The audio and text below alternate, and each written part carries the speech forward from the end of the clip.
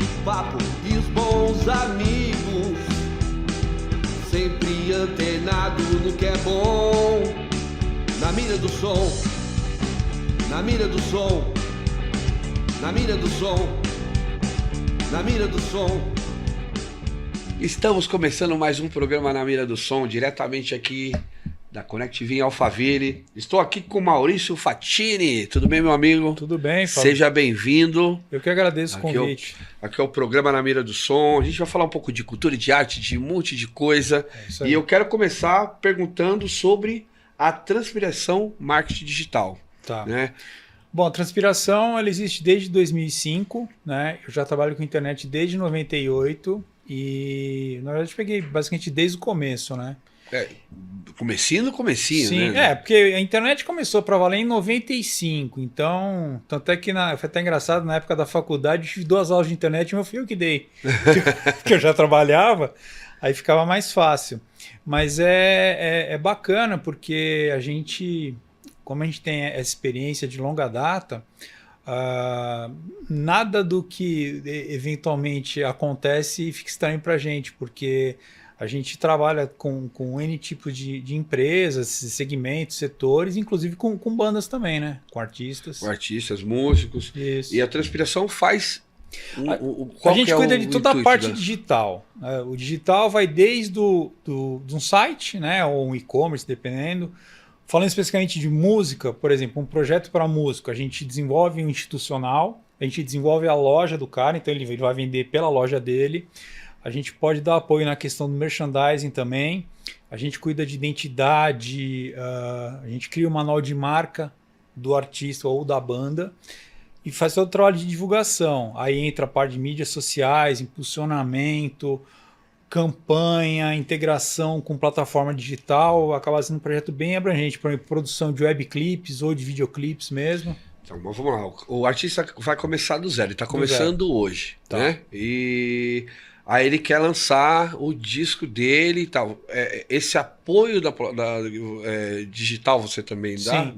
Porque funciona assim. Vamos começar. O cara está começando do zero, não tem nada. Começou, não tem nada e quer. Já é legal que a gente já vai dar dica para essa galera de casa. Isso é bem importante. Então, por exemplo, o cara, vamos dizer que ele é um artista solo, tá? Então, qual é o nome que você vai utilizar? A marca já está registrada? Já registra a marca, porque isso é uma coisa que o pessoal às vezes não toma devido cuidado. Né? Termina pecando. Outra coisa que é bom, exemplo do artista. O artista, ele é PF, ele é pessoa física e é pessoa jurídica. Qual que é a diferença? Você como pessoa física, você pode falar o que você bem entender. Como pessoa jurídica já tem uma série de restrições aí, porque isso vai afetar diretamente a sua imagem. Sim. Então, o cara tem um perfil no Instagram pessoal, é restrito para a família, para quem se for divulgar. O seu perfil profissional é aberto. Então, já começa daí. Já começa a separar daí. Ele já vai ter 2 perfis, assim, um só particular, que ele quiser falar as bobagens dele, passear com o cachorro, é lá. Sim, é lá. E o profissional falando só de trabalho. Que é o trabalho, os eventos, o que ele vai fazer, esse tipo de coisa. Então, já começa daí. Aí, registrar a marca. Isso é muito importante. Então ele tem que entrar em contato com o escritório de marcas e patentes para ver se o nome está disponível. Normalmente está, se é um nome, né, da própria pessoa. Porque assim, às vezes a pessoa pensa assim, eu registrei o domínio, então estou garantido. Não existe isso. São coisas totalmente distintas. Então, ele precisa registrar a marca, ele precisa registrar o domínio para poder começar a fazer o trabalho. E aí, o que é o ideal? Que todas as mídias sociais elas sejam iguais. Então, @Fábio Góes, vai ser @Fábio Góes em tudo. Em todos eles. Porque aí fica mais fácil a divulgação. Porque tem gente que o cara tem o Instagram é o Facebook é outro, o LinkedIn. No meu caso, inclusive, eu consegui unificar, mas é difícil fazer esse tipo de coisa. É difícil porque às vezes você começa seguindo uma determinada linha e aí entra uma rede social nova depois, uma que você esqueceu, e aí para unificar às vezes é complicado. O pessoal usa muito o tal do oficial, né? O meu terminou ficando oficial mesmo porque não tinha outro, né? Sim. Mas eu lembro que até para mim poder achar todas as plataformas, Sim. Nossa, foi um trabalho... Então, e o que acontece? É o que eu brinco sempre, você é um puta músico, legal, você tem 10% do que precisa, porque tem todo o restante, o entorno, que às vezes o pessoal não toma o devido cuidado, às vezes não tem conhecimento, às vezes não tem ninguém para apoiar também. Eu sempre digo assim, o artista, ele sabe ser artista, né? Sim. A parte burocrática é que é a parte difícil. Talvez essa que é a parte que vocês entram para fazer esse trabalho, então, né? Mas, por exemplo, vou imaginar que o cara está começando do zero, ele não quer nem investir nisso. Pega alguém para te ajudar, sua mãe, seu namorado, enfim, alguém que vai te dar esse apoio para esse tipo de coisa. Porque, por exemplo, um exemplo besta, aí eu quero marcar vou ver se aquele bar ele deixa eu tocar. É muito mais fácil alguém fazer isso por você do que você ir lá fazer. Você acaba sendo, né, o artista, ele é a última nível de contato. Porque se tiver que ajustar alguma coisa, discutir algum valor, aí ele entra no circuito. E outra, é mais profissional você ter alguém fazendo isso para você, mesmo que de repente não esteja ganhando nada, mas é o que a gente fala assim, a percepção do fato é maior que o próprio fato. Não é porque a pessoa não está ganhando nada para te ajudar que o cara vai perceber isso de uma maneira diferente. O cara não tem que saber que é sua namorada que está te ajudando. Nem precisa, né? Nem precisa, entendeu? Então, aí engloba tudo isso, inclusive a parte de divulgação, trabalhar junto com as plataformas Spotify da vida aí. Eu ia chegar nessa parte aí. Aí, bom, chegamos lá, ele fez lá, conseguiu domínio, fechou, tal, sei lá. Bom, eu vou lançar um trabalho. Sim. Né? Aí eu vou fazer minhas músicas, vou lançar um trabalho. A partir desse momento, qual que é o caminho? Tá. Ele chega lá e... porque ele sabe fazer música. Sim. Né? Então, aí tem um detalhe importante que é o seguinte. Uma coisa que acontece muito. Você vai lançar o seu CD. Então, beleza. Aí você vai lá, você juntou, sei lá, 5 mil reais. Aí o que o cara faz? Ele pega 5 mil reais e investe na produção. Produz o disco dele. Produz o disco. E aí? Como é que você vai divulgar esse trabalho que ficou legal pra caramba sem ter verba? Fica difícil. Então é assim, o que a gente recomenda sempre? Junta a grana para fazer uma produção legal. Só que assim, se tiver que fazer... tô pensando em fazer 5 videoclipes. Faz um videoclipe, faz de repente 2 webclips e guarda uma grana para investir na divulgação. Porque você tem que impulsionar. Então, por exemplo, o cara lançou um videoclipe no YouTube, né? Se ele for esperar o viral acontecer, às vezes até acontece, a pessoa pegou, achou legal, indica para outro, isso daí acontece. Só que a plataforma em si ela não vai fazer isso. Por quê? Porque não... Principalmente se você for um cara pequeno. E até uma dica... Para entender os algoritmos da vida, sim, né? Tal dos algoritmos que todo mundo fala. E até fala. uma dica importante. Às vezes a banda, o artista não investe no YouTube. O YouTube pode virar uma fonte de renda. Por quê? Porque quando você se torna um canal monetizado, você passa a ganhar dinheiro com isso. E às vezes o cara... E é uma coisa bem simples, porque assim, pra você ficar monetizado hoje, no período de um ano, você tem que ter 4 mil horas de visualização e 1.000 inscritos. Dependendo do trabalho que você fizer, no primeiro ano você já consegue isso. Consegue já fazer esse trabalho de monetizar. Porque aí o que acontece? Vou lançar só videoclipe? Não, você pode lançar pré-produção, a pós-produção, making off do... Porque está atrelado ao que o cara está assistindo, né? E não simplesmente só do trabalho que você está fazendo. Lógico. Né? Então você está... vou fazer um making off daquilo que a gente está gravando. Também já gera conteúdo, né? Lógico. Aí o que você pode fazer, por exemplo? Vou fazer toda quinta-feira eu vou fazer uma live para o pessoal entrar, perguntar, trocar ideia com os fãs, esse tipo de coisa. Ou vou chamar outros artistas que tem a ver para a gente trocar uma ideia, porque aí você já faz um cruzamento de público. De repente, o meu público é parecido com o seu, só que aí a gente fazendo isso junto, você pega do meu, eu pego do seu, entendeu? Então, assim, tem N coisas que dá para se fazer, até sem investir tanta grana, mas o que o cara ele tem que entender é o seguinte, ele tem que se dedicar àquilo. Muitas vezes, o que a gente percebe? Que o próprio cara, que deveria ser o primeiro que compra, nem ele compra o produto dele, como é que ele vai querer vender isso? E às vezes a gente fala de produto... Às vezes o cara nem sabe qual que é o produto, né? Sim, ele então... não entende o que é o produto. E às vezes a gente fala de produto, o artista fica chateado. Como assim produto? É produto que você está fazendo, é um produto. Sim. Né? Você tem N jeitos de você monetizar em cima desse produto, mas é um produto. Entendeu? Ou então, como um produto comercial. É isso, sim. Essa que é sim. Que a base é isso. Você tem que entender que, mesmo sendo artista, você é um produto comercial. E aí você pega, por exemplo, quando você tem um cara que é extremamente capitalista, vamos chamar assim, por exemplo, o Gene Simmons, mas olha o cara aí. Mas o cara tá certo, ele tá vendendo o produto dele.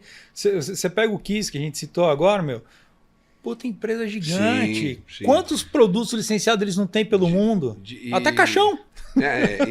Assim, pegando o gancho aqui, eu lembro muito de uma entrevista que eu não lembro onde eu vi, falando da galera da Jovem Guarda, né? Que perderam muito dinheiro por não patentear muitos produtos que eram deles. A Vanderleia, o Roberto Carlos, eles tinham bonecos, né? Que terminou que vendiam essas coisas, eles não tinham patente nenhuma, não sabiam nem o que era, como é que funcionava isso. Não, né? E não precisa nem ir longe. Você pega, por exemplo, tem banda dos anos 80 que os caras não sabem nem de quem que é a música, no nome de quem que tá, se é da gravadora, se é da distribuidora. O cara, às vezes, ele quer relançar um material, não consegue.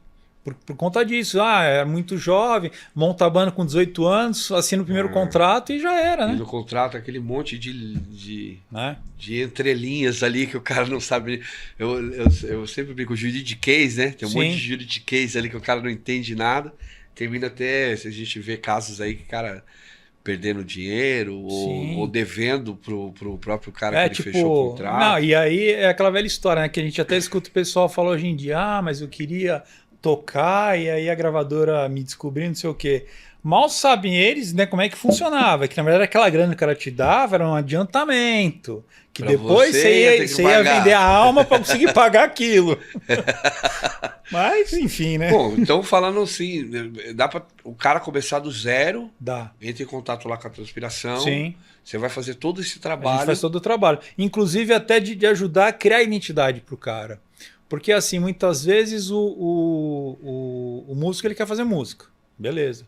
Só que assim, como é que você vai se vender? Como é que você vai ser visto? Né? Como é que, por exemplo, a gente fez um trabalho uma vez para um artista, ele chegou só com o nome, era Velho Rock.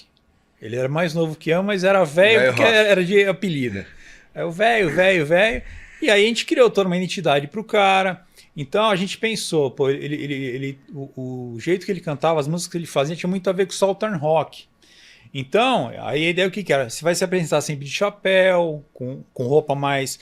O country, não esse country que a gente vê hoje do sertanejo universitário, um country mais raiz, o tipo de bota, de fivela, mas naquela fivela panela. Então a gente criou toda essa identidade para ele, e aí ele começou a trabalhar. Hoje ele até deu um tempo na música, porque o filho dele entrou na faculdade de medicina, e aí com a música ele não ia conseguir pagar. Fala, melhor eu correr pro outro lado. Um abraço, velho Rock, tamo junto. Tá, essa foi ótima, né? Bom, além da Transpiração Marte, você tem o canal Nas Trincheiras do Rock. Isso. Né? Como é que começou o canal começou da seguinte maneira. Pela Transpiração, eu comecei a chegar em alguns artistas. Na verdade, o primeiro trabalho que a gente fez foi para a banda do Marcos Klein, porque o Marcos Klein é o guitarrista do Ultraje. E aí, como guitarrista do Ultraje, ele é funcionário do Ultraje. Ele queria ter uma banda autoral. E aí eles chamaram a gente, até foi um caso legal, porque quem entrou em contato comigo foi o Will, que ele é até meu sócio na WTF. Traz um abraço, Will. E com a seguinte bomba: a gente vai fazer o show em uma semana, eu tenho que vender ingresso. Tá bom. Tá, então nossa, desafio, né? Então me explica aí. Não, então é o seguinte, a gente está lançando o primeiro CD autoral, o lançamento ia ser lá no Teatro J. Safra, e aí ali acho que cabe 500 pessoas, e eles tinham vendido acho que 150 ingressos em 6 meses. E aí eles até estavam pensando em dar os ingressos para poder ter mais gente, porque era lançamento, coisa e tal. Aí eu falei assim, quanto é que você está pensando em investir? Não sei, acho que eu consigo, sei lá, uns R$500. Falei, tá bom, vamos trabalhar. Aí a gente começou a fazer o trabalho de divulgação de venda de ingresso. Então a gente começou a trabalhar as redes sociais deles, com impulsionamento, com campanha. E aí a gente conseguiu, em uma semana, a venda que eles tinham vendido em 6 meses. Então a gente dobrou o público. E aí, obviamente, não lotou a casa, mas aí, por conta desse trabalho que a gente fez, aí a gente começou a trabalhar, a fazer trabalho da agência voltado para uma banda. E aí a gente começou a partir daí. E aí, uma coisa que a gente sempre sentiu dificuldade foi conseguir chegar na mídia.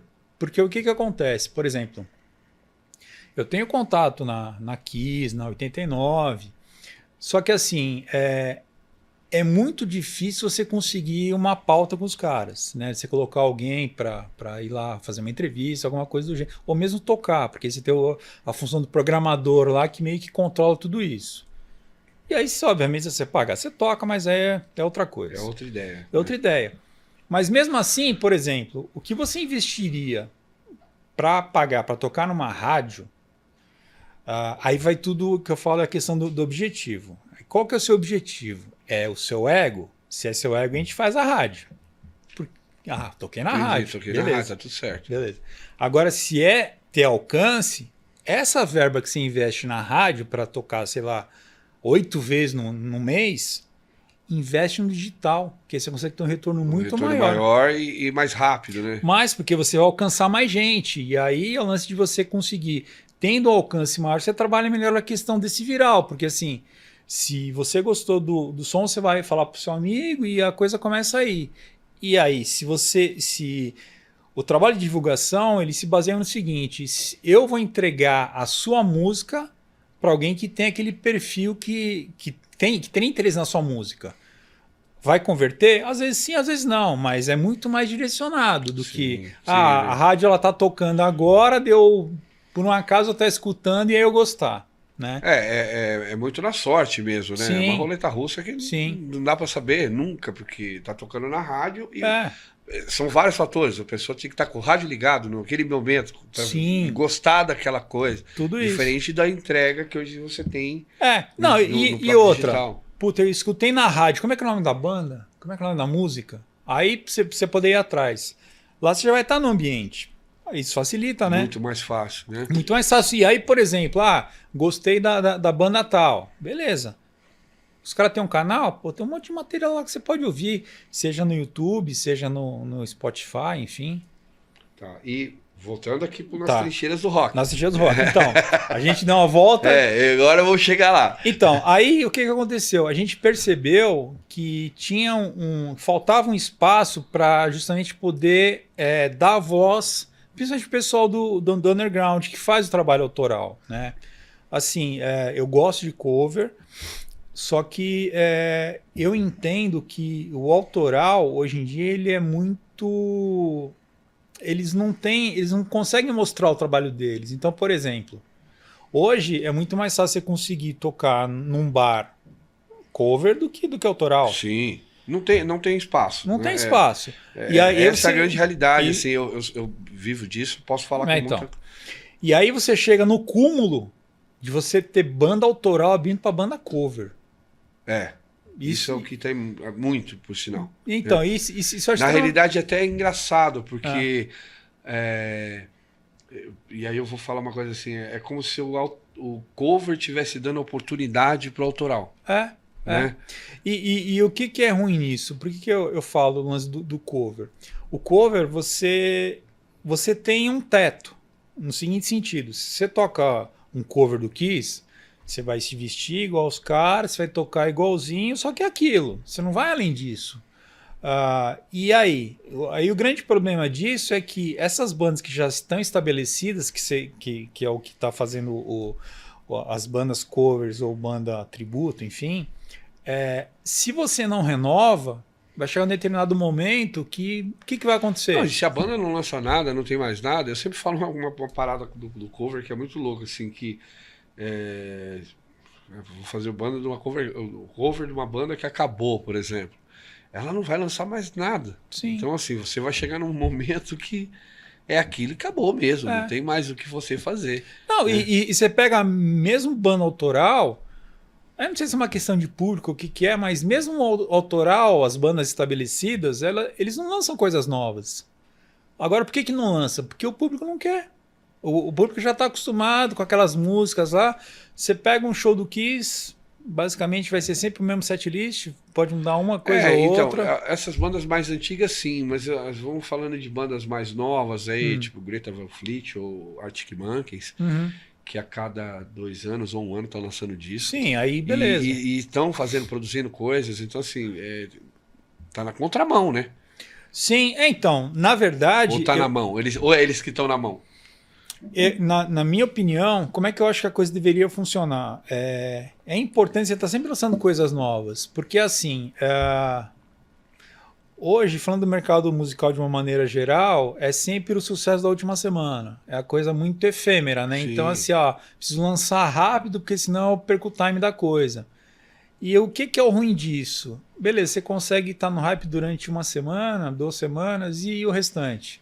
Eu até estava escutando uma entrevista do Hit falando, ele estava se comparando com a Anitta, por exemplo. Ele falou assim, cara, eu lancei uma música há 40 anos que toca até hoje. Eu duvido que alguma música da Anitta o pessoal vai estar cantando daqui a 40 anos. Eu concordo, mas também vejo de uma outra forma, né? Porque assim, a gente tem que entender que também a mídia é outra. Sim, né? Sim. A mídia que o Hit lançou, o hit dele na época, o Hit lançando o Hit. O Hit lançando o Hit. O Hit lançando há 40 anos atrás, era uma mídia de massa, né? Sim. Que tocava em rádio, aquilo você tinha que consumir, era aquilo. Sim. Né? Hoje eu posso escolher o que eu quero consumir. Então, concordo. Só que aí entra um detalhe que é o seguinte. Como é que eu vejo a coisa? A gente tinha uma dificuldade na época, porque, por exemplo, você escutava música no rádio, aí você ia, quem é a banda, quem é a música, não sei o quê. Aí você tinha que ir lá numa galeria do rock para conseguir ver se achava alguma coisa, era tudo muito difícil. E eu acho que pelo fato de ser difícil, a gente valorizava aquilo, de você ter um momento de você... Era muito mais complicado de você ter um disco, era muito caro e às vezes nem tinha. Os discos nem eram tão disponíveis assim. Sim, você tinha uma coisa exportada que era extremamente caro. E outra, os mais legais, você não encontrava com facilidade. E aí você tinha também o lance de você ter aquele ritual de você pegar o CD, você colocar para escutar, você pega a contracapa, pega o encarte, vê quem fez, quem produziu, foto e o caramba. O disco, porque o CD já foi perdendo isso, né? O CD, ele meio que seguiu a mesma linha, só que deu uma enxugada. O CD foi perdendo no caminho, ele foi perdendo essa. Sim. O disco a gente tinha mesmo, de comprar, ver quem fez, quem produziu, quem não produziu. Era muito. Era mais lúdico, né? Sim. Você tinha aquela coisa toda de ser legal, de ter aquele papel ali na sua mão, saber quem gravou, quem não gravou. O acesso era muito mais difícil. Por isso que quando você falou da Anitta, do Hit, uma música dele toca até hoje, mas se ele lançasse hoje, talvez não tocasse também em 10, 20, 30 dias. Sim. Né? Eu acho que a mídia hoje é um pouco diferente. Então, mas acho que também mudou um pouco a questão do público, porque, por exemplo, a gente tem mais ou menos a mesma faixa etária, da mesma geração. Eu entro no Spotify e pesquiso coisas. Essa molecada não pesquisa. É o que tá na cara. É o que ele recebe, entendeu? Né? É diferente. Vou te dar um exemplo. Por exemplo, um amigo meu me manda uma banda nova. E, escuta essa banda. Aí, como eu escutei, achei legal. Beleza, o que eu faço? Eu vou colocar a rádio dessa banda, porque vai trazer músicas e bandas similares. Aí você vai ampliando o leque, entendeu? Só que hoje a gente tem 2 problemas. A gente tem o problema disso que só tocar o que está na cara, e aí a pessoa não vai atrás, não pesquisa. E segundo, a pessoa monta a playlist e fica só na playlist. Não muda daquilo. Não muda, entendeu? Mesmo que você monte várias playlists, beleza, mas assim, você ainda está se fechando naquilo. E aí, como a produção, por exemplo, hoje eu entendo que tecnicamente a produção talvez seja até melhor do que era naquela época. Só que tinha todo um trabalho de chegar naquele produto final, então não é uma coisa que você fazia de um dia para o outro. Então talvez isso também valorize o produto, faça ele ser uma coisa mais longeva do que hoje em dia, que você faz tudo muito fácil, muito rápido. Muito rápido para entregar mais rápido. Sim. Também, né? Bom, vamos falar aqui da WTF Records. Tá, distribuição digital. A WTF, até por conta dessa do trabalho tanto da Transpiração quanto do próprio canal, a gente faz a distribuição digital nas plataformas. Então, por exemplo, a banda, o artista quer lançar um single, um EP ou um álbum. A gente faz esse lançamento.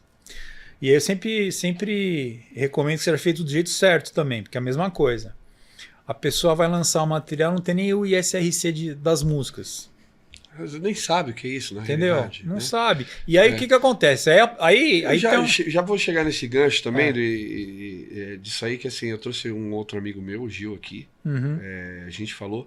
E eu já vou aqui adiantando que eu quero fazer um debate sobre isso. Legal. Né? Trazer essa galera que entende mais sobre isso. Né? E a gente conversar mais abertamente sobre esse tipo de coisa para poder explicar para a galera. Sim. Né? Porque é um papo muito complexo que em 30 minutos não dá para fazer, né? É um papo muito mais amplo, né?